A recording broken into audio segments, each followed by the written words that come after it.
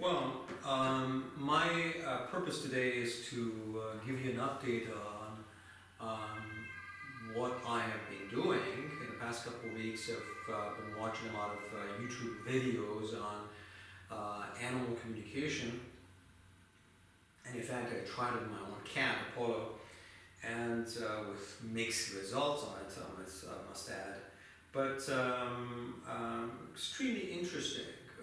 There was an episode of a researcher working with a tool using crow together with an animal communicator, and they were discussing how it is that actually it seems as if animals live in the present. Um, what we do not obviously do. We either live in the past mostly, and or in the future, or for the future. I find that fascinating because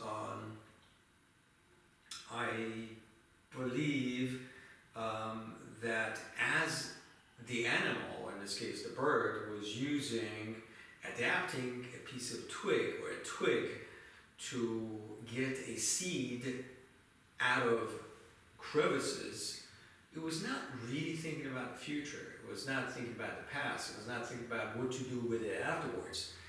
It seemed as if there was some sort of algorithm that this species of crow was following. Something like a GPS, something that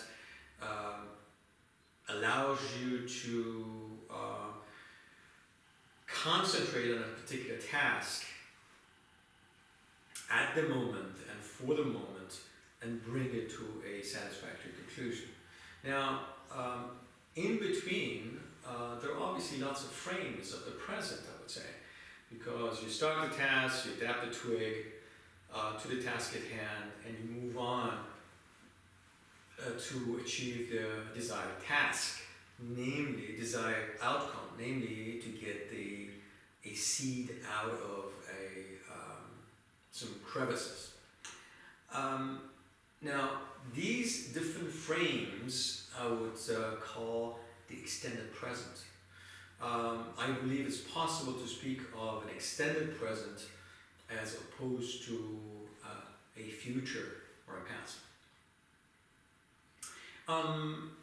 Now, there are other examples. For example, a chess player playing a game of chess with a counterpart. Would this person think of a future outcome? Yes, winning, of course. But it adapts, or he or she adapts the strategies that it's using, that he or she is using to reach a particular outcome. It's possible to think also of this as an extended present. So the entire concentration of what we do is in that moment and for that moment, no matter how many frames it would take it. Many of these instances, I believe, are also short-lived, but at least they are indicative of perhaps being able to speak of the use of the extended present. Now, why is this groundbreaking? I explain now because I started discovering other things along the way. I discovered other YouTube videos, from animal communication all the way to a documentary on a monastery in Japan, and it turned out to be a Zen monastery. Now, what I realized was my own discovery.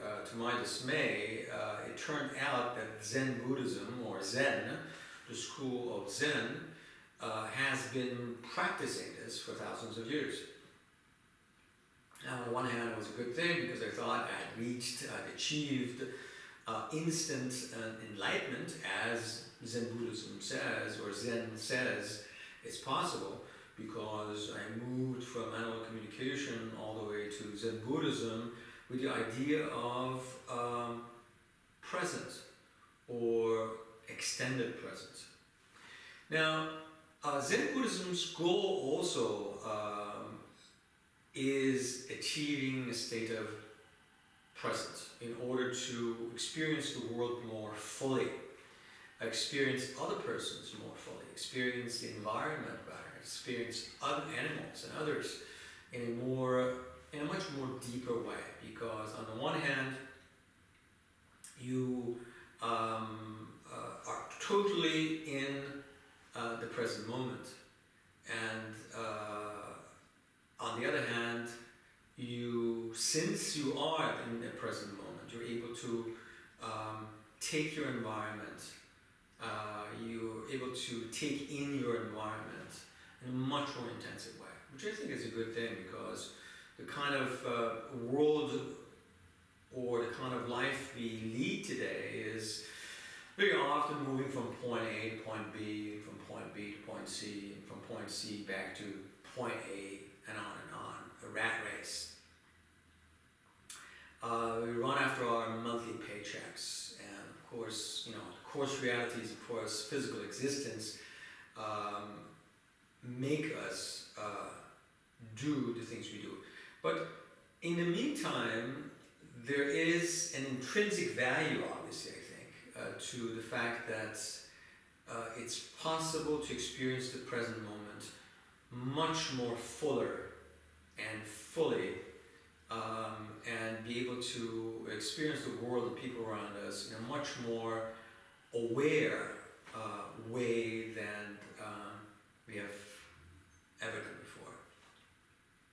So this is, again, from animal communication all the way to Zen Buddhism, and the fact that the present moment is not only sublime, but absolutely crucial to our much more fuller understanding of our interaction with other people, deep interaction with other people, deep interaction with other beings in this world, deep interaction with ourselves, most importantly.